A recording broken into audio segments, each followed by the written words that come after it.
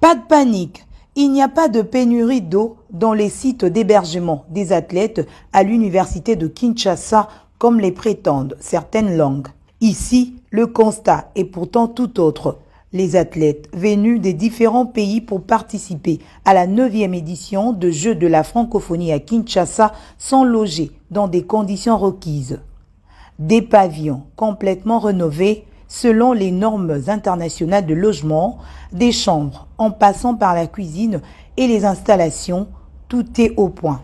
Il n'y a rien à dramatiser au sujet de l'alimentation en eau. Ici, l'eau potable coule des robinets dans tous les compartiments avec des réserves dans les citernes.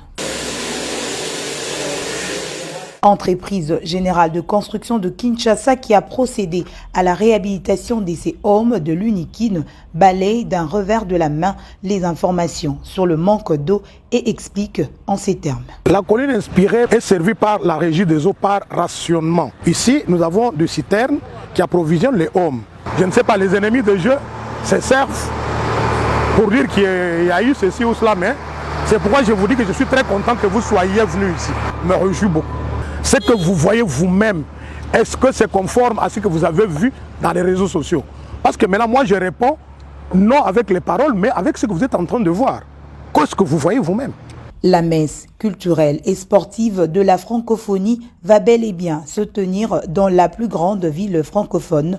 Il s'agit donc d'une mauvaise campagne. J'ai eu écho de ces fausses informations, cette fausse alerte. L'eau coule dans des robinets, contrairement à ce qui est répandu sur les réseaux. Il n'y a rien qui va nous arrêter.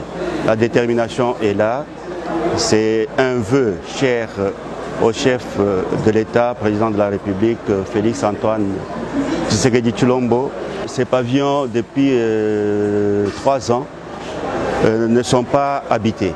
Cette colline universitaire est alimentée par les eaux de la régie des eaux. Sur à peu près 300 chambres, on a besoin d'une capacité de 40 000 mètres cubes d'eau pour assurer toute une journée convenable, en fonction de à peu près litres d'eau par athlète. Il faut dire aussi qu'il y a eu un problème technique. Pour faire distribuer les eaux dans les chambres, il faut allumer les petits moteurs. Ce décalage entre l'arrivée des athlètes et les réglages de certains petits problèmes techniques, ça peut arriver.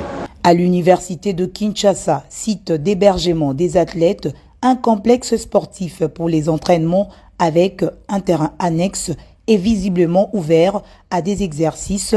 Une piscine également, ajoutée à cela un chapiteau pour la restauration.